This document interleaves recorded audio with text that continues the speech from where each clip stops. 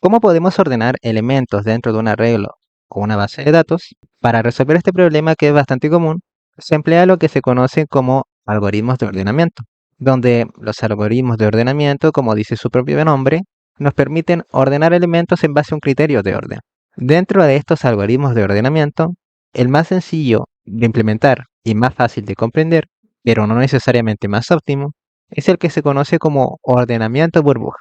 Este consiste en iterar por todas las posiciones del arreglo, de modo que se compara la posición actual con la posición siguiente de forma inmediata y se pregunta, ¿el elemento siguiente, por ejemplo, es menor al elemento que estamos actualmente?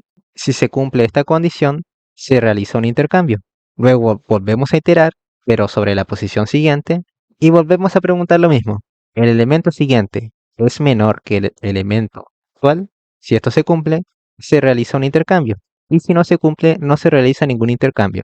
De modo que al hacer n iteraciones, siempre se va a obtener el elemento más pesado, que va a quedar al final, y de este modo los elementos más livianos van a quedar en las primeras posiciones. De ahí su nombre, ordenamiento burbuja.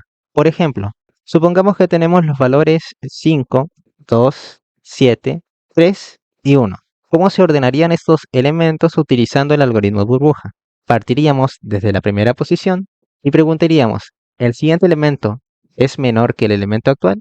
Sí, por tanto se realiza un intercambio. Pasamos a la siguiente posición 2 o 1 si lo leyéramos como arreglo. ¿El elemento siguiente al elemento actual es menor que el elemento actual? Pues no, no pasa nada. Pasamos al elemento siguiente. ¿El siguiente elemento es menor que 7? Sí, por tanto se realiza un intercambio.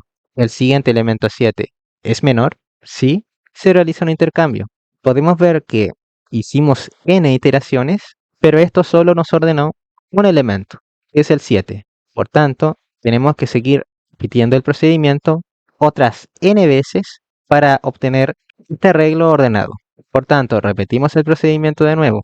¿El siguiente elemento 2 es menor a 2? No. ¿3 es menor que 5? Sí, se hace un intercambio. ¿1 es menor que 5? Sí, se realiza un intercambio. ¿7 es menor que 5? No.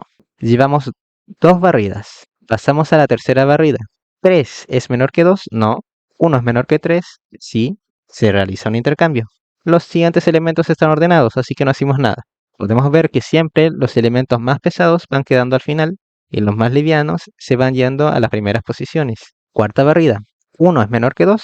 Sí, se realiza un intercambio. Repetimos el procedimiento, pero no hay nada que cambiar. Hacemos una última iteración, pero ya todo está ordenado y obtenemos el conjunto de elementos de forma ordenada. Como podemos ver, realizamos n iteraciones, es decir, 5 operaciones, una cantidad equivalente a 5 barridas, es decir, obtenemos una complejidad algorítmica de n al cuadrado. Esto quiere decir que este algoritmo no es de los más eficientes, de hecho no es eficiente, pero es una solución práctica para resolver este tipo de problemas siempre y cuando la cantidad de elementos que se desee ordenar sea pequeña. Pues si escalamos el problema y tenemos 1.000.000 de datos, tendremos que hacer 1.000.000 por 1.000.000 de iteraciones, lo que puede costar mucho en términos de tiempo. Ahora bien, ¿cómo se implementa este algoritmo de forma práctica? Para resolver este problema, imaginemos que tenemos un conjunto de elementos como el siguiente, que ya está predefinido. Mostramos este conjunto de elementos, los ordenamos y luego mostramos el conjunto de elementos ordenados. Entonces simplemente acá tenemos que llenar el algoritmo interno de estos procedimientos. ¿Qué hace ordenamiento burbuja? Ordenamiento burbuja tiene que hacer n iteraciones, usar por estos 10 elementos, una cantidad de veces equivalente a 10.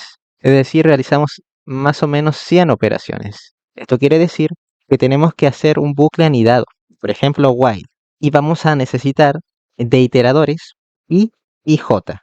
Entonces, mientras i sea menor que 9 y mientras j sea menor que 9, entonces vamos a realizar este algoritmo una y otra vez, donde el primer iterador nos dice la cantidad de barridas que hacemos sobre el conjunto completo y el segundo iterador nos dice las iteraciones sobre la posición actual. De este while vamos a obtener un elemento ordenado y este bucle de acá nos dice en qué barrida actual nos encontramos, porque tenemos que hacer varias barridas, repitiendo el procedimiento completo una y otra vez. Entonces, si se cumple que el elemento siguiente a la posición que estamos actualmente, es decir, arreglo en la posición j más 1, es mayor a la posición actual, quiere decir que necesitamos realizar un intercambio de valores. Para realizar este intercambio, vamos a necesitar de un respaldo. Vamos a ver por qué necesitamos de este respaldo, donde este respaldo va a asumir el valor que haya dentro de arreglo en la posición actual. Luego, arreglo en la posición actual va a asumir la posición de arreglo en la posición siguiente. Y luego, arreglo en la posición siguiente va a asumir el valor de arreglo en la posición actual. ¿Por qué necesitamos este respaldo para realizar esta operación y no hacemos simplemente esto? Porque, por ejemplo, en esta primera situación, nosotros sabemos que necesitamos realizar un intercambio. Por tanto, se aplica el contenido de if. Si no tuviéramos respaldo, nosotros diríamos la posición actual, que es 17, va a asumir el valor de la posición siguiente. Y luego diríamos la posición siguiente va a asumir el contenido que haya en la casilla previa. Pero acá, como sobreescribimos 17 y no lo respaldamos, simplemente repetimos el contenido y se nos pierde información. En cambio, al añadir respaldo, ¿qué es lo que sucede? Respaldamos este 17 antes de sobreescribir esta información, luego lo sobreescribimos con 9 y en esta posición utilizamos, acá me equivoqué, lo que hay en respaldo. De modo que acá pondríamos 17 y este intercambio se realiza de forma correcta. Vamos a dejar esto como estaba.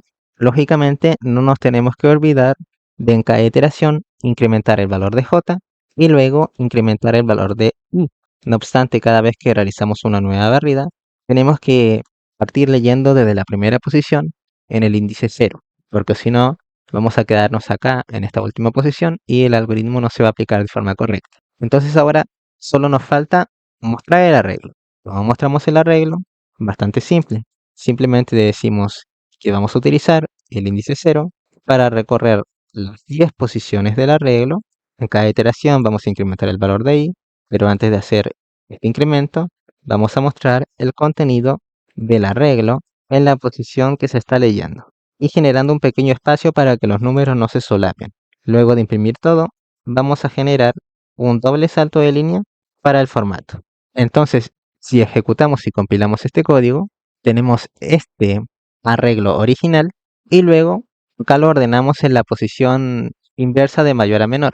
Y si lo queremos de menor a mayor, simplemente acá colocamos menos. De modo que ahora obtenemos los elementos en el orden incremental.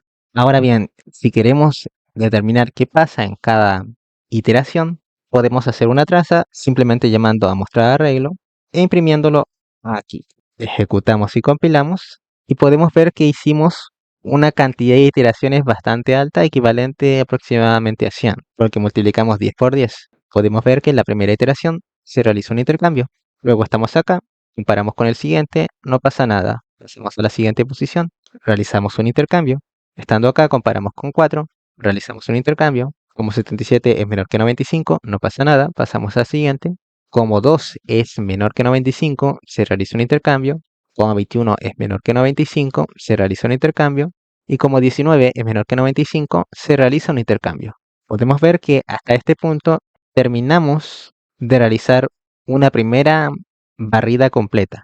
Y así sucesivamente hasta que se realizan las 100 operaciones. No obstante, podemos ver que así tal cual como lo tenemos, desperdiciamos algunas operaciones porque llegado a un punto pasamos a realizar comparaciones sobre elementos que están ordenados. Para reducir cantidad de operaciones innecesarias, podemos acá decir 9 menos i. Esto va a hacer que en cada iteración se realice una comparación menos que equivale a la cantidad de elementos que quedan ordenados.